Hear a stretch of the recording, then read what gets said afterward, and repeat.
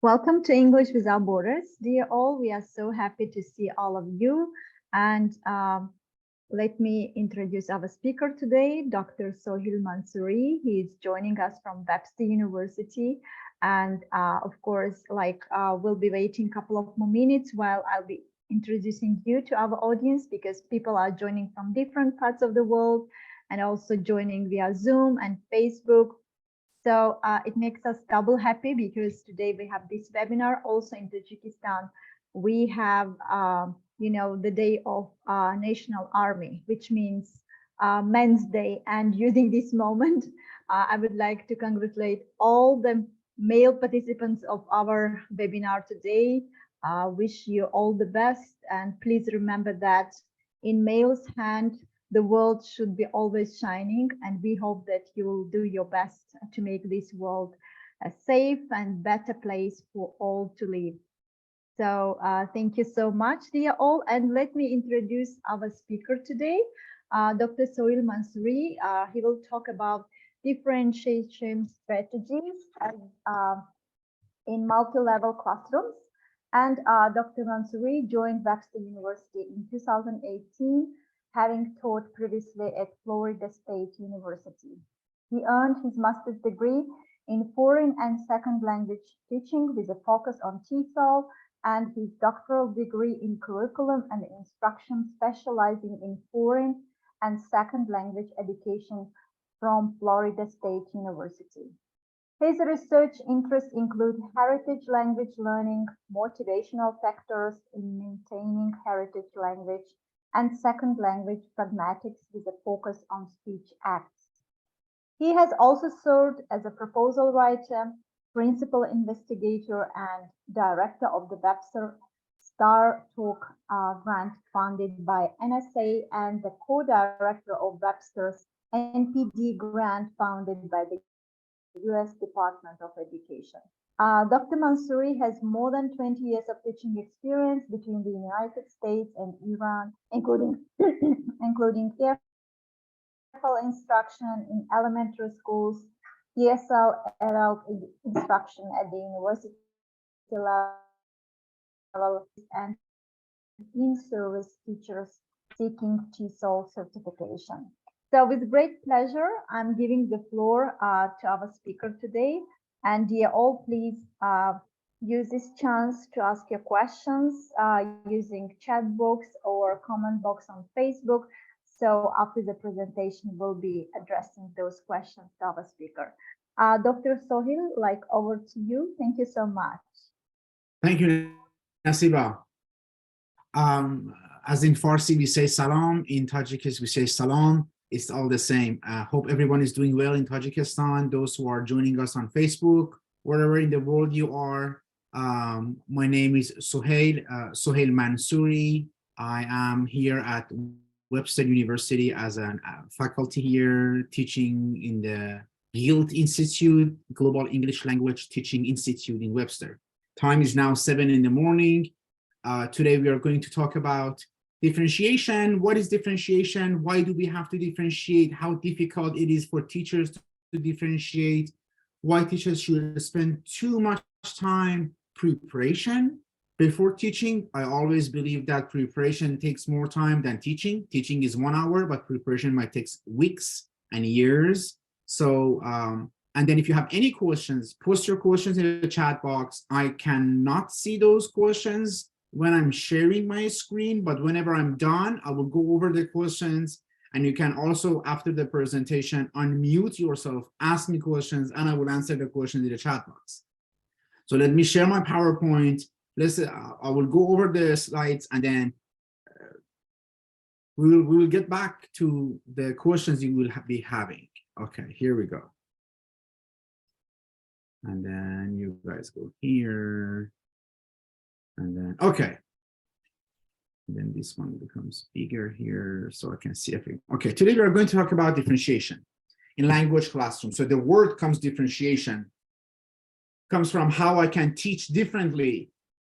And then we will see what that exactly means, what I need to do to make the differentiation. What does that mean, differentiation? Which is, I think, a very integral part of every classroom instruction these days, because if we are teaching English or if you are teaching any other contents, we will have students with different level of proficiency in our classrooms. We will have students with different level of readiness in our classrooms. Some students are ready, some of them are not ready, even if their language proficiency level is at the level that we want, but the student is not ready. So we will talk about what is the difference between readiness and level of proficiency as well. Again, Soheil Mansouri, Webster University, and the we are in the Global English Language Teaching Institute. Here we go. I have a couple of warm-up questions. I want you guys to just go over these questions, think about them, and then we will get back to them at the end of the presentation. My first question is, what do learners bring to the classroom? So I'm a teacher. I have 7 students who wants to learn English. Each one of those students come to my classroom with some knowledge. That knowledge could be Tajik language, could be Russian language, could be Arabic language, could be different cultures, could be different experiences they have with the English language learning. So all those experiences, those and many more. So what do your learners bring to the classrooms? How do you recognize them as a teacher? How do you recognize what they bring to the classrooms? And why do you have to recognize them? Why do I need to know what my students bring to the classroom? And then what is the goal of differentiation? We will get back to these questions. So keep in mind, why do I have to do differentiated instruction? What do you do when you have a students who finish faster? Oh, we all have been there. Oh, teacher, I'm done. Oh, it's just 10 minutes, you're done? What do you do when you have a students who might take longer to finish an assignment? Oh, teacher, I need 15 more minutes.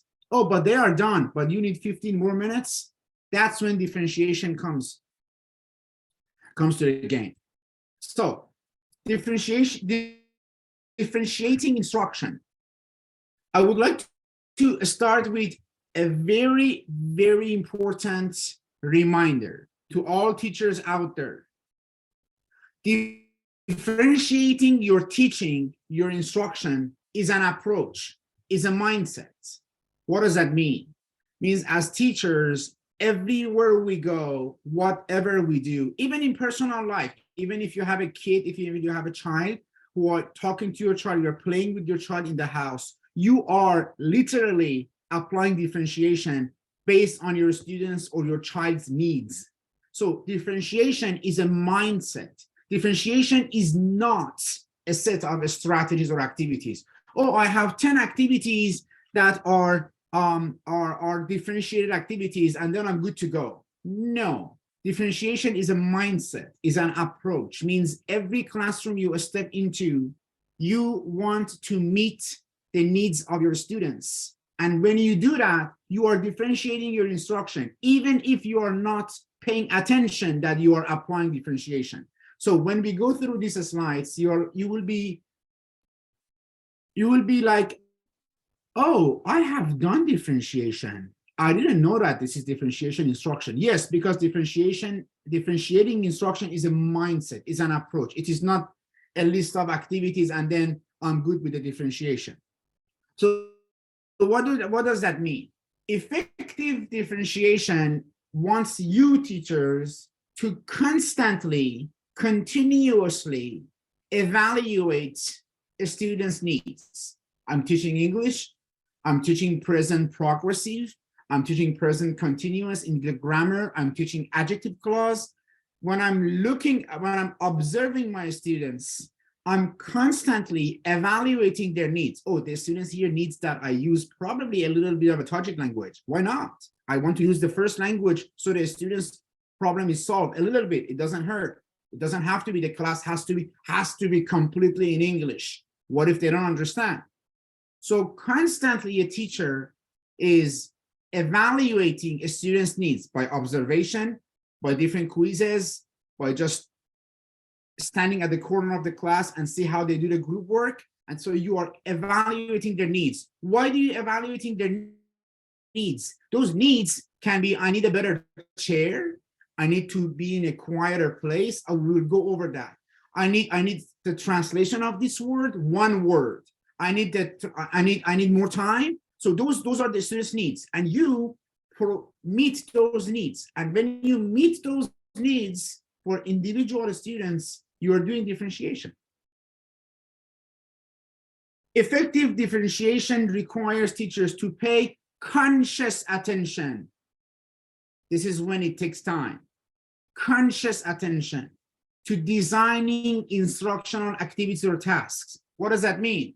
Before I come to class, my manager gives me a curriculum for 2 months, for a curriculum, and then I have to develop 5 lesson plans. Every lesson plan is 1 hour, 2 hours, every lesson plan, depending on the class. When I am designing those lesson plans, 5 minutes warm up, then I will introduce the content, which is the grammar, listening activity, reading, whatever the content is. And then I design the activities, and then I design the different assessments, and then I design the final assessments. When we say differentiation, means in that lesson plan, there has to be activities and differentiated activities for the students who might need some help. Conscious attention to designing instructional activities means you teachers, how much do you know about your students who are in your class?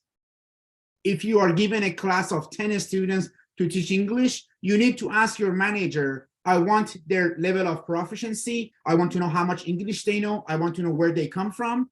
Why do you need that information? Because I want to have different activities, the same task in a different format for those students who have lower proficiency level. I'm not going to give everyone the same activity.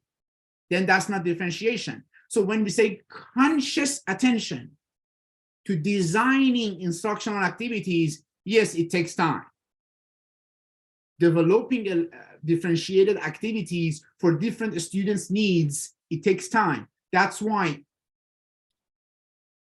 I always say, as I mentioned earlier, developing a lesson plan with the activities and differentiated activities or tasks and differentiated tasks takes more time than 1 hour teaching time that I'm in the classroom.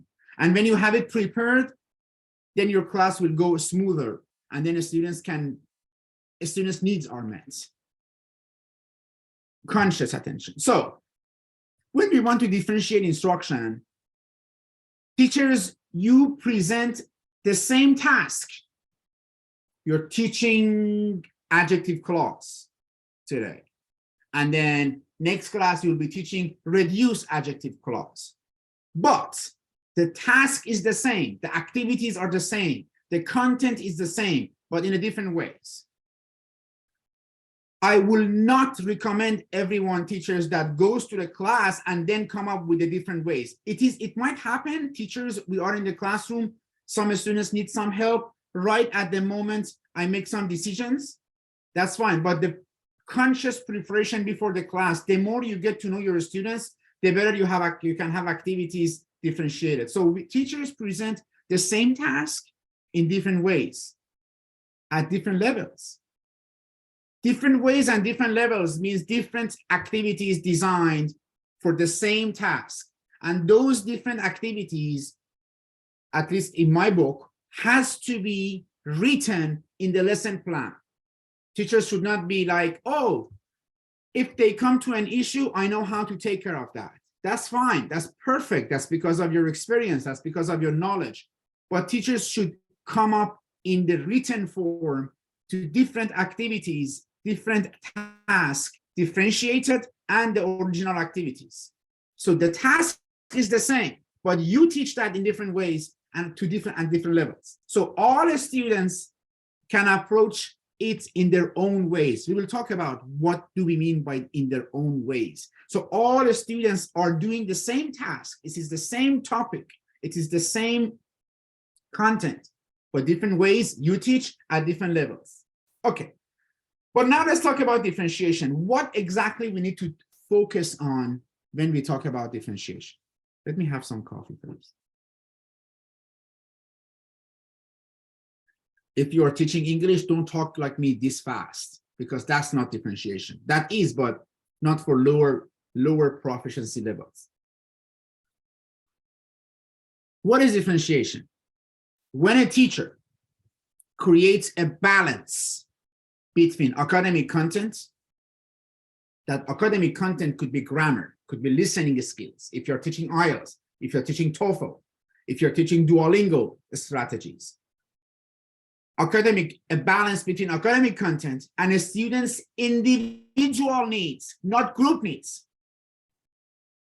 If all the students are doing the same activity and they are doing well, that's totally fine, but it's not differentiated. Differentiation means I address a student's individual needs. Oh, if I have 20 students in the class, that will be difficult. Yes, that will be difficult, but it is possible. So when a teacher creates a balance between academic content, which we'll be talking about what a content means here, and a student's individual needs, modify 4 specific elements. So if you want to do differentiation, focus on these 4 elements in your curriculum. First, focus on content. You have to differentiate. You have to have differentiated activities. You have to focus on how I can deliver this lesson, the same lesson, in different ways to my students. So modify content. What is content? Information and skills that the students need to learn. Easy way. Grammar. What grammar lesson you want to teach? What reading strategy? Oh, today I'm going to teach guessing the meaning from the context in a reading passage, or we are going to work on a story in a reading passage. That story, that grammar lesson, that listening skills you want to focus on, you want to teach, is your content, information and skills students need to learn. Modify that. I will tell you in a couple of slides how we can modify the content. Modify the process, how students make sense of the content you are teaching. Oh, how can I modify the process? This is something that students will do. How can I modify that? What kind of activities I can have so they can do better? Product. Modify the product, how students can show what they have learned. We will talk about that. If all your students, if 20 of them, lower level proficiency, middle level, advanced level, super duper proficient levels, if they are all doing a PowerPoint presentation at the end of your class, that's fine, but there is no differentiation because the lower level might have difficulty with the PowerPoint presentation, but the advanced students might be fine. So again, it's fine, but it is not differentiated. So the product goes back to what students can, how students can show what they have learned. So we are doing content, we are doing process, we are doing product, and modify the learning environment, affect. Yeah, differentiation goes to the students' feeling and attitude, and that affects the student. So the learning environment can also be differentiated. I'll give you more details on how we can do that. But before we go over content, process, product, and affect, we need to consider these 4 elements here in the curriculum. They fall under what? Content, process, product, and affect factors are based on how ready your students are. Hey, readiness is different from language proficiency. I have students who are advanced speakers of English based on TESOL standards, but they're not ready today. They're not mentally ready. So we are talking about readiness. We are not only talking about English proficiency. I always say that if my students is coming to my class and on the way here, there was a car accident and the students was in the car and then comes to my class, that student is not ready that day, at least for an assessment or for some presentation. So a student's preparation for learning specific information and skills, how ready they are. Keep in mind what attracts, what appeals to students and motivates them to learn. The activities you design have to be in your students' interests. You don't choose the topics. Students choose the topic. The first class I go to the class, or even before the students come to the class, I send them a survey that, hey, what topics do you want to talk about? What topics you are really interested in? Some of them say soccer, some of them say basketball, some of them say sailing, some of them say fishing, some of them say, oh, teacher, we want to learn, my interest topics is boxing. That's totally fine. That's the topic. But the skill I want to teach them is comparing and comparison. I want to teach them how to be able to do comparing and comparison. I want to teach grammar superlatives or comparatives, ER than, the most important. So when I have that grammar in mind, which is my content, doesn't matter what topic interests them. So they bring their own topic, I bring the content. They can do compare and contrast in fishing, they can do compare and contrast in soccer. But if I give them the topic, that's why your students fall asleep in the class. They don't like the topic. See, we are talking about readiness, we are talking about interest before we modify content, process, product, and learning environments. How ready they are, how they are interested in your topics. You cannot teach, you can teach English by putting a car engine on the table and say, this is the engine, this is this, this is this, but the students they are not interested in the topic. Learning profile. Every student learns differently. How students approach the task of learning. Every student, so the more you know about your students, if you have an English institute or if you have an English school you're working with, or if you're a manager of an English school, you need to have a questionnaire. Ask your students what topics they are interested in, how they learn better, how ready they think they are. So there are questions out there that you can collect information from the students and give it to the teachers, or as teachers, you can collect that information at the beginning of the first class, because I need to design differentiated activities for my students, individual students, that when I step into the class, every student is being taken care of. Oh, yes, it takes time. So back here, keep in mind readiness, interest, and learning profiles. But let's talk about differentiating content. We talk about content, and then process, and then product, and then learning. How I can differentiate content. But first, let's talk about what is content. Content is the input of the unit. Whatever you want to teach. Sorry. Ideas, concepts, information, facts, whatever you want to teach is the content, is the input of the unit. You can do it with more concrete examples and practices, more direct instruction by teachers. Oh, direct instruction means students are not engaged anymore. No, not necessarily. If there is direct instruction, if the class is 1 hour and you are teaching 1 hour direct instruction, yes, that's questionable. Students are not engaged. There is no communicative practice there. Students are not talking to each other, are not moving around. But in order to differentiate content, you can provide more concrete examples and practices, more tangible examples that they are familiar with, more direct instruction by teachers. You can provide different text types, such as simpler, more advanced, or electronic or print. Simpler or more advanced, but they are both focusing on soccer. They're both focusing on the topic that our students are interested in.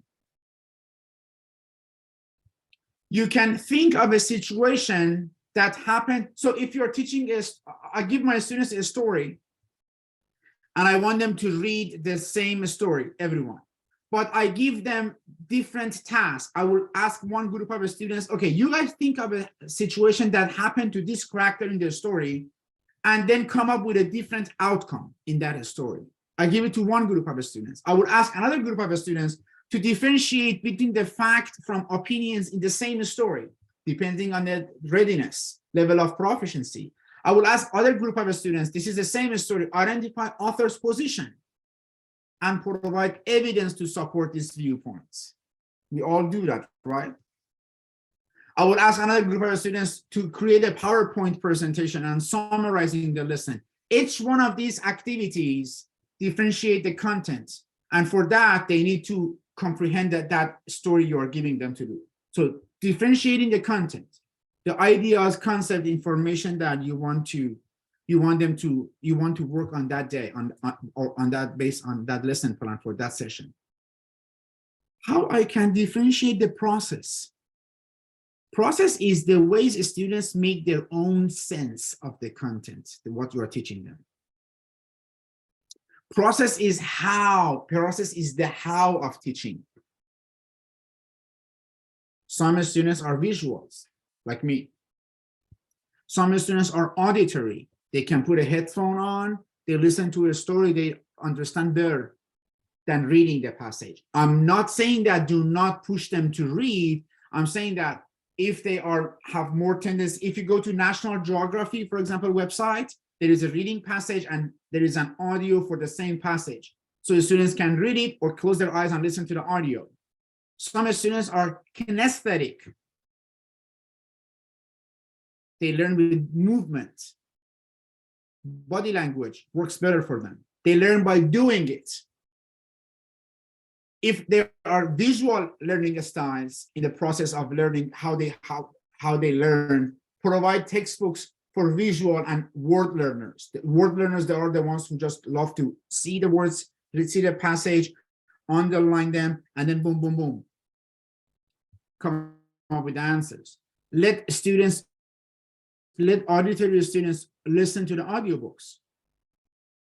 Hey, don't forget your skill, the content you want to teach them could be the same. It could be compare and contrast, and it could be a different grammar lesson. Everybody's learning the same grammar lesson that day, but in different formats. Give kinesthetic learners the opportunity to complete interactive assignments. It could be online, it could be in the class, it could be walking around and by just movement, by just making something. They can come up with something by just doing it, TPR. This is a process, differentiating the process. How I can differentiate the product, how I can expect my students to tell me, to show me that they have learned the lesson, but in a different way. Product is the output of the unit. The ways the students show or exhibit their understanding of the content. If you have a students read and write learners, read and write learners, they can write a book report. Oh, you team, you can write a book report, okay? And every individual in that group has to have a very clear responsibility what to do, because one of the dangers of group working is some students, they just don't get involved. So if they have specific roles what to do, they can come up with a book report, because these groups love reading and writing. Other group of learners who are visual learners can create a graphic organizer of their story. What happened, what happened, what happened, what happened here. Auditory learners can give an oral report because they listen to the story and they can come up with an oral report at the end. So each one of these bullet points here are focusing on the product. Kinesthetic learners can build a diorama illustrating their story. They can come with a picture. The diorama is like, I think it's a 3D picture. They can come up with that. So you see, you can differentiate your product. One of the problems with the assessments is that when I look at the lesson plans and their assessment part, or the summative assessment, or the quizzes at the end, everybody is doing the same quiz. Again, there is nothing wrong with it, but there is no differentiation. It means you are not assessing a student's competence, which is understanding. You are not assessing a student's competence, all of individuals' student competence. Some students are panicking when there is a multiple choice quiz. Some students are panicking when everybody is doing an essay writing. Some students are not good with the essay writing at that point. They will come to that point. But at that point, if I have a multi-level proficiency classroom, some of students are, let's call level 1, level 2, level 3, level 4. Some students are level 1. I want them to write an essay. The assignment says 150 words essay, summarize the reading, and everybody does that. The advanced learners does 150, now level 4, level 3 does 150, level 1 does 150, level 2 does 150 words essay. But that's not differentiated. And then I have a rubric that I'm going to assess them all the same. Then my rubric is not differentiated. So the level 1 is losing points, which is not fair. It is not a fair assessment. So when it comes to the product, you have to differentiate your product. When you differentiate your product, for each one of these bullet points, you will need to have a rubric. For read and write, writing a book report, there is a rubric. For graphic organizer, there is a rubric. For oral proficiency report, there is a rubric. For that diorama, there is a rubric. Oh yes, it takes time. It takes time, but it makes your life way easier in the long run and makes you a way more professional teacher at the end. And all your students in the classroom, individual students, their needs are met.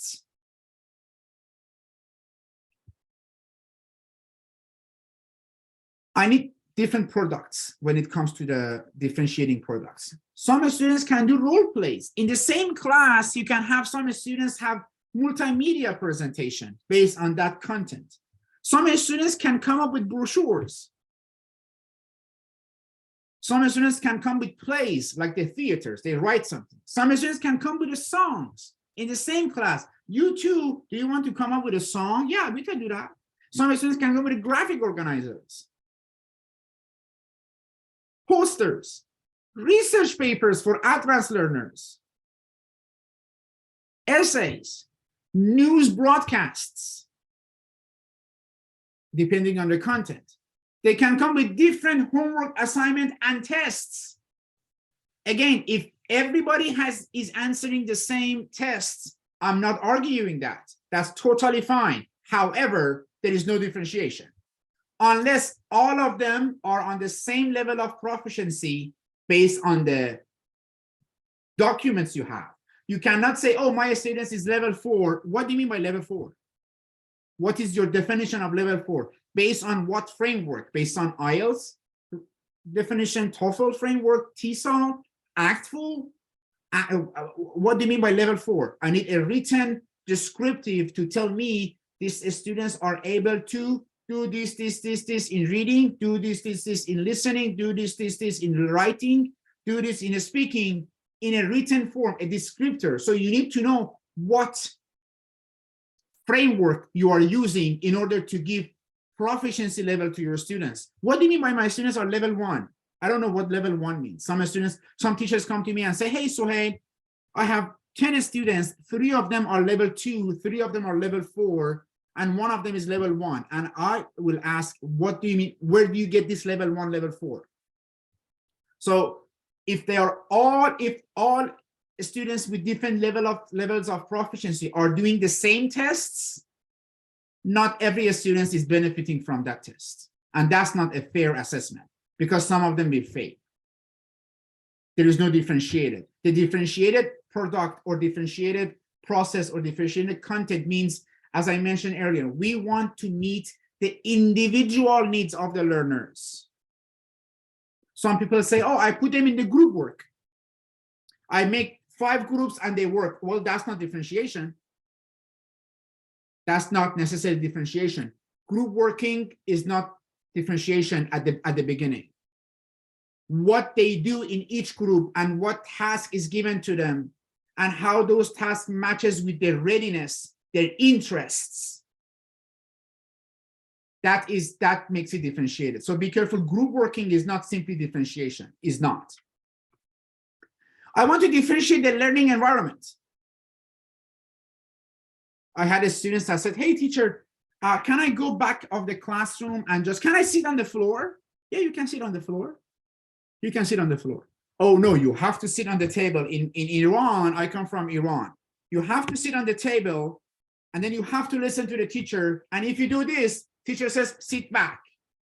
Why? Learning environment. The students are different in how they best learn and interact with the knowledge. When I want to read something, I don't want my child be around me. I don't want the TV be on. I don't want to be in a busy, I don't like group studies, personally. If you have students who want to be at the corner of the class and put the headphone listening to music and reading a passage, okay. As far as you can learn and do the assessment, I'm fine with that. Break students into reading groups to discuss the assignments when it comes to learning profiles. Some students want to do a reading groups. Let them to read individually if they want to. See, these are differentiated learning environments. A teacher is not a dictator in the classroom. A teacher is a facilitator. A facilitator means I facilitate the learning. I do not dictate the learning.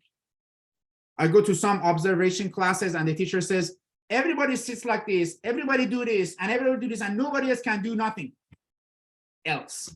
Well, I hate that class. As a student, I don't want to go to that class next term. All the students read different. If they want to read individually, they read individual.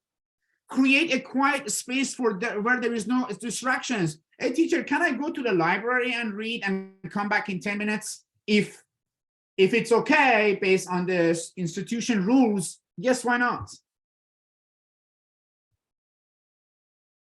So, learning environment. We are coming to an end. I think this is the last slide or one more slide, I promise. I just want to give you some ideas about multi-level classrooms, okay? For the beginner speakers, these are just ideas. These are just ideas, okay? For the beginner speakers, use a slower rate when you speak to them, the way I'm talking to you now, and have a clear enunciation. By clear enunciation means you will talk to those students slower with a clear pronunciation and using simple sentences. I was in some classes, the teacher talked to the students from here with difficult vocabularies and grammar, and the students is here.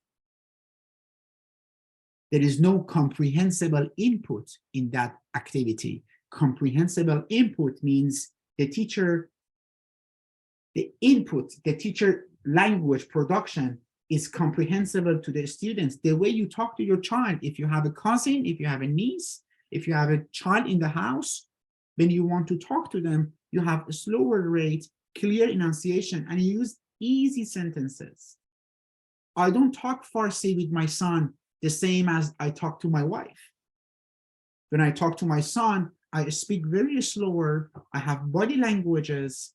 I use clear enunciation. But when I want to talk to my wife, I'll go ahead, do let's do this, do that. For beginner speakers, for intermediate and advanced speakers, you don't have to, use a more native-like rate, not pronunciation or accent. I don't care about accents. Everybody has accents. Don't get frustrated over to be an American or British or Australian accent. That is not linguistically proven. That is a different game. Everybody has accent. Love the accents.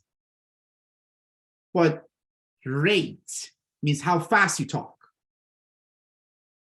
And sentence complexity, not difficulty. Sentence complexity. Sentence difficulty means I use those convoluted vocabularies and big vocabularies to show my English is really well. No, we don't.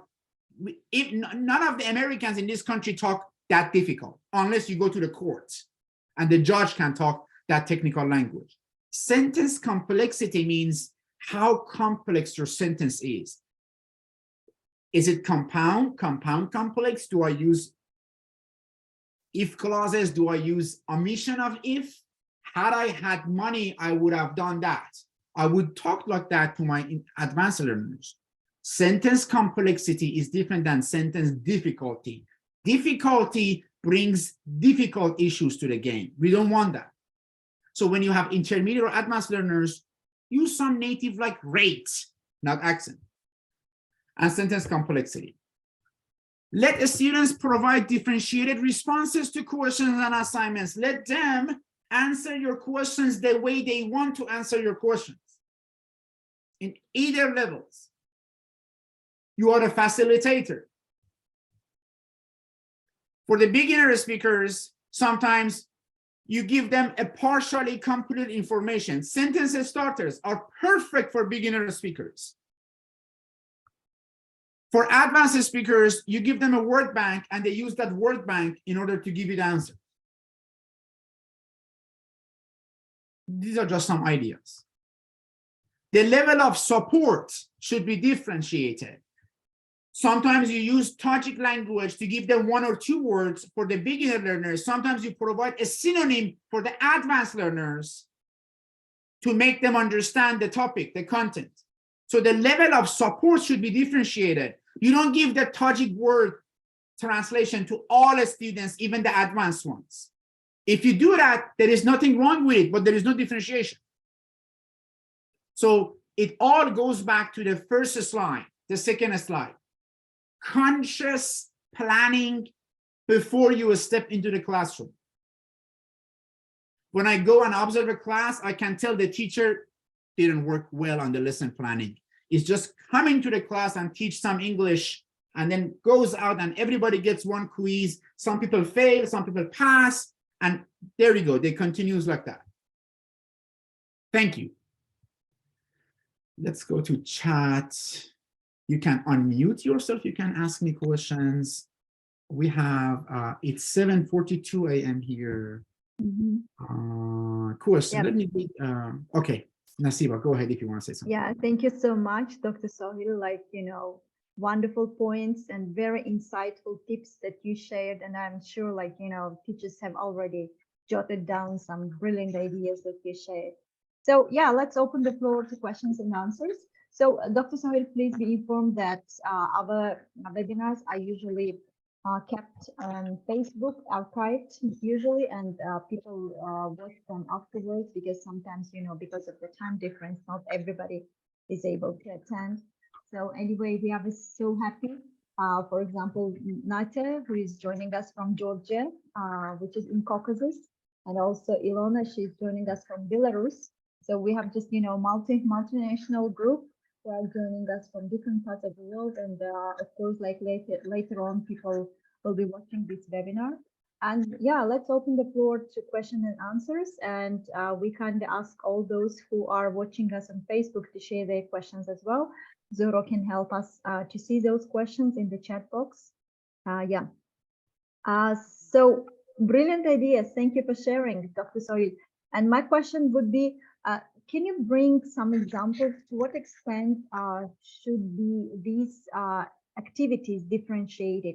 Let's say you mentioned the involvement of L1, yeah, and so how would you design? Because in Tajikistan, for example, the teachers are very, very restricted to use the textbooks, and in terms of you mentioned like. You need to focus on your students' interests, right?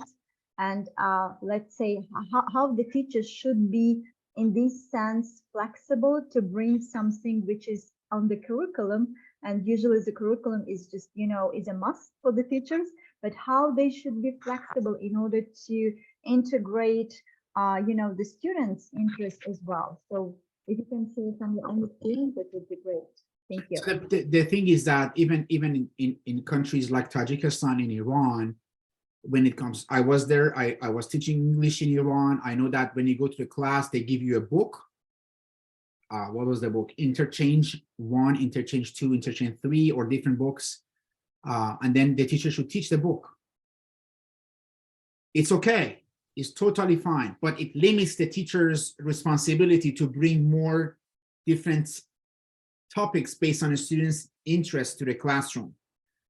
You can still differentiate that lesson, that is lesson one of that book, based on your students' needs, which takes time, which means that before, when I'm given the book, I open lesson one, I go to lesson one, and I see, okay, this is the lessons I need. Teachers, ask your managers what students' level of proficiency is, so you can provide some differentiated activities before you step into the classrooms. Unfortunately, in our countries, the textbook is given to the teacher. I'm saying unfortunately, and the teacher should teach to the textbooks, which it makes teachers' life easier sometimes because they don't do a lot of planning. At the same time, it's difficult sometimes because some students don't like that topic in the textbook. So it's a real life example, okay? But you can bring extra passages, extra activities, extra reading passages, extra audios to the classrooms based on the student's readiness, student's interests, according to that. But again, we come back, oh, teacher says, so hey, we don't have time. We have only 1 hour to cover that. So differentiation is possible. You can do it. You need some planning. You need some information. That my first slide said, what extent you know about your students. If you know, the more you know about your students, the better you can apply differentiation in your classrooms. You can differentiate the lessons in that book, but also you can provide some additional resources for after classroom so they can work on. If the student says, hey, teacher, I know we are working on conditionals today, but I don't like this lesson. You can email them other materials, or you can give them other materials for they work at home and bring it back to next class and share with everyone. So there are different ways, if time allows, if teachers are ready for that. There are different discussions on that. Sometimes teachers are not ready for providing such additional information. But it is possible. The differentiation is possible. Hello. Hi. Can you hear me? Yes, Manisha, I can hear you. Yes, I am Manisha, which is Iranian usually say Manisha. I love it. So thank you so much for your wonderful presentation. It was very informative, and I'm sure we will be able to use some of the things you have mentioned. And I have one question. In the beginning of your presentation, you highlighted that teachers should design their lesson plans according to the students' interest, right? But like in my own experience, like for example, if you have 15 students in a class, their interest would never be the same, right? Obviously, like their levels could be the same, but their interest will not be the same. So how could we design, how could we choose the topic which would be interesting for everyone, you know? Because if you say like, okay, I'm going to work upon the design of my students, one of them have interest in football, yet another one in IT like world, another one is like I don't know, whatever, but like how we could kind of manage it the way that it would be interesting for everyone, you know? Not great question. It's great question. Let me cover that, and then if you have more questions, I will go. If you go to a classroom, you have a passage, it's about oceans, okay? They read the passage, and the skill they want to learn is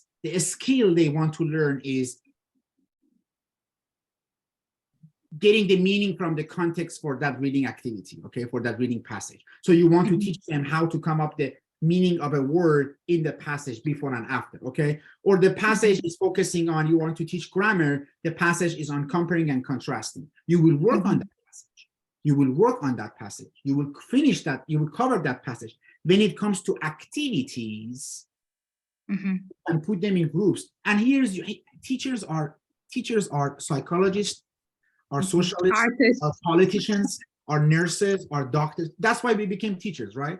So in that interest, you can be, okay, I need 5 people this week who are interested in soccer. I need 4 people who are interested in basketball. I'm not interested in basketball, teacher. This week, let's focus on basketball. Next week, because you love car racing, we can choose the topic of car racing. So those are your games you can do, but put them in the same groups based on their interests so they can work on. If when you finish the reading passage and they want to work on an activity, you have already printed different passages, or you have already materials ready based on a student's interest in general. I have 20 students, 7 of them are into soccer. I definitely have a passage on soccer. 3 of them are interested in carpeting, like cutting the wood. I have that, and the rest are individuals. Those individual ones, I can assign them to those groups for now, but I will promise them the upcoming weeks, their interests will also be involved, and I will have preparation, I will have documents, materials for them to, so a student's interest can be tweaked, can be, they say I'm interested in soccer, but that doesn't mean that they are not going to work on that basketball passage today. So that's you can, I always tell them that, hey, this week is on soccer, but next class I would have a passage on basketball, but that would be a different, so the skills they are learning are your area of responsibility, because they're learning present perfect, they're learning a grammar, they're learning filling the blanks in the listenings, how to listen to the synonyms. But the passages you come up with, your students, your relationship with the students, you can manage that based on upcoming weeks. So if I say I'm interested in boxing, teacher, that doesn't mean that this week I'm not working on the passage on soccer. I will work on soccer, but if you next week come up with a passage on boxing and then design your activities based on that boxing passage, that kids trust you, you trust them, and then all interests are met by that. So that's how I do it. But in terms of coming to everyone with different topics, no, manager, I would not do that. I would change my job. I would run away. I would just go. Yeah, because it's very time consuming and you will be lost yourself. Correct. So that's your strategy, how you can buy their trusts and you can sell them your trust to them. And then that goes along with the term, the semester you guys are together. But I completely understand that. Thank you so much. You're welcome so much. Okay, Dr. Soheil, we have also some questions from our followers. So Natia is asking, I love the topic you have just presented, and actually I'm very much into it. The biggest problem for me while using this strategy, besides time, resource, energy, and so on, is kids' feelings caused by differentiating them. I know about all the benefits it has, but still, what would you recommend? How can I overcome this low self-esteem and other emotional issues? One of the disadvantages of differentiation, especially for parents, is especially for teacher, students, and parents, is that, oh, why am I doing this way, which is easier, but my classmates is doing that way, which is more difficult? Do you mean I'm more stupid? I'm slower than other kids? This is a cultural thing, unfortunately. It's in every culture. In every culture, I had parents came to my class and said, why are my students only underlining the vocabularies, but other students are writing full sentences? Well, because your child is at their own level, they are at their own level. We are not comparing them together. That's a very great question, a big concerns with this. Explain it to them. Natia, I always say on the board, and I put it on the board, that everyone in Tajik, in whatever students I have languages, in the native language and English, everybody learns differently. But the point is we are learning. Learning is happening. There is no competition. If you can set that emotional relationship with your students, that they are not comparing them with each other, and that's your job. When you are sitting down next to the table and talking to those students with level 1, and then you go to level 4, you talk to them differently. This is your classroom rules that you set at the beginning of the class. This is how I teach. And then you can always use yourself as an example. I always use myself as an example. My brother can speak French, Spanish, Arabic, English, and Farsi. I only speak English and Farsi. Am I more stupid? No. But this is why, because my dad set the rules that everybody learns different. So these are a very, very easy rules that you can come up with. But it's difficult because kids are constantly comparing themselves with other people. And it's not the kid's fault. It's the parents' fault. In that case, you need to talk to the parents as well, because parents says, the faster you speak English, your English is better. That is not true at all, because parents should not interfere with the students learning English. Parents should help, but set your rules, talk to your students, put on the class, on the top of the class, learning is happening. It doesn't matter what pace, how fast we are learning, and build that relationship with the students, professional relationship. You are in a good shape. Yeah, thank you so much. Of course. Yeah, thank you so much. So Dilbar is asking how best to differentiate instruction in grade 1, where it is hard to keep students' attention for longer than 10 minutes. Any working techniques can you share, please? Is it the question in the chat box, or can I have it in the chat box? Yeah, yes, it is. It is. All the questions are there.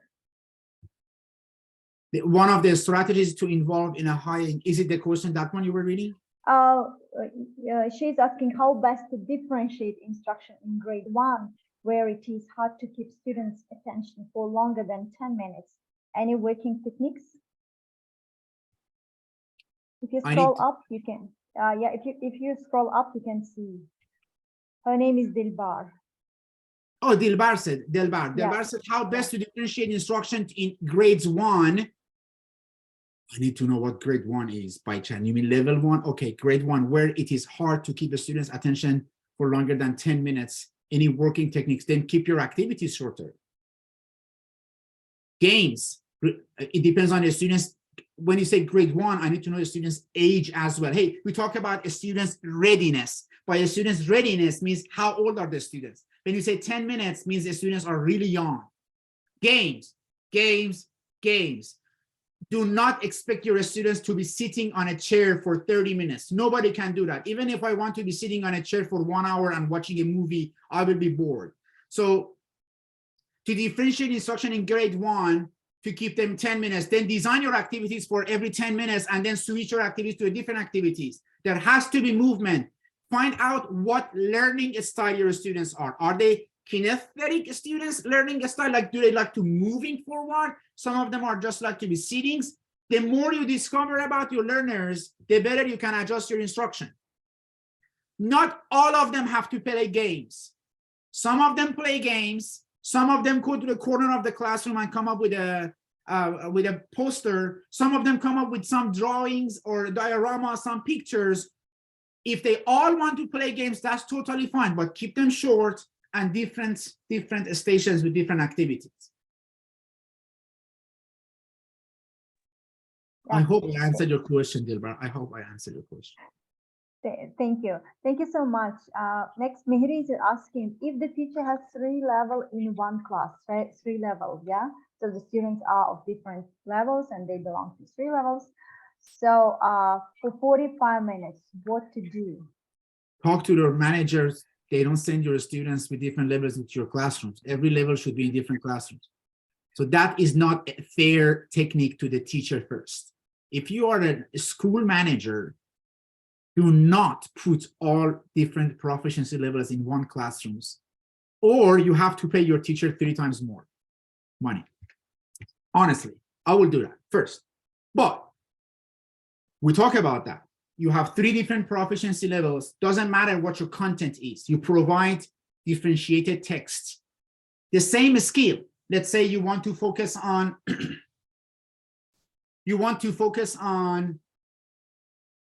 comparing. You have one passage, advanced passage for the level 3 one. You have another passage with the level for the level 2 one, and you have another passage, a different passage for level 1. One of them is on ocean, one of them is about land, another one is about jungles. But all these passages have elements of comparison, comparative. like ER than, EST, okay? So you give them to different ones. The point is they learn about how they use comparative, not how they learn difficult vocabularies. The point is they learn to use comparative in an easier way. My father is taller than my mother. Then the advanced student says, the Tajikistan economic is more progressive than the Iranian economic. They are learning the comparative. They are not, let's not focus on the vocabularies. Difficulty is not the point. Complexity. Complex passages goes to a more advanced one. Less complex go to lower level ones. But all those passages, all those audios have elements of comparison in them. Is it difficult to find? No, yes, maybe. But when you find it, teachers have a resource of knowledge and materials that if next term you have the same level of different proficiency levels in your classrooms, you can easily assign them to them. So when you collect these resources, keep them. Next term, the students comes with different levels, provide the same things, the same materials. TPR are the best for starters. TPR are the best for everyone, even advanced learners. A teacher, look at Harvard University on YouTube. The teacher in front of the class is dancing. So TPR is for everyone, but absolutely perfect for starters, of course. The age is 7. Okay, Dilbar, I'm happy to answer the question. Golnur says, in what ways do you see your students as a resource in teaching and learning? When you ask them what they want to learn, what topic they are interested in, what trauma they have, what topic they don't want to hear about. I have a group of students here from Afghanistan. They don't want to talk about war. They don't want to talk about starvation. They don't want to talk about wine, liquor, alcohol. I have students, American students who are in my classroom. They don't want to talk about school shootings or this and that. The more you know about students' background knowledge, the better you can provide appropriate text to them. So students come to the class, write it down, teachers. Funds of knowledge, Google it, F-U-N-D-S, funds of knowledge. Everybody comes to your house, to your community with funds of knowledge, F-U-N-D-S. That funds of knowledge can help you to design your lessons. Everybody comes with the knowledge. Appreciate that knowledge, appreciate that cultural things, okay? Oh, great idea. Thanks, Mehri. And then thank you, Zora, for the thumbs up. Do we have time or are we done, Nasib? So we a little bit just, over the time, but because of the very interesting discussion we had today, thank you so much.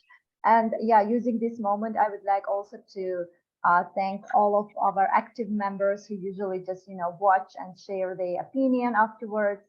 And also just, thank you once again, Dr. Soheil Mansouri, for a wonderful presentation.